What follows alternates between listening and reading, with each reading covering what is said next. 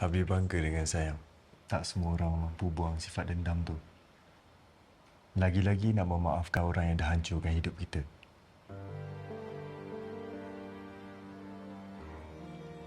Saya buat pun demi Haikal. Saya tak nak dia membesar dengan hati yang penuh benci dengan dendam. Saya tahu nak memaafkan tu bukan senang.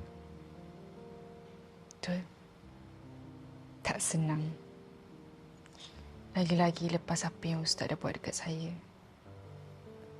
Sampai mata saya pun dah kering dah. Tapi saya maafkan juga.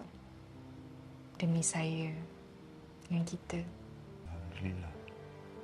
Tak apalah, kita lupakan apa yang dah jadi. Yang penting sekarang kita buka buku baru. Dan saya janji, saya akan bahagiakan awak dengan Haikal. Saya pun nak hidup untuk membahagikan orang-orang yang saya sayang.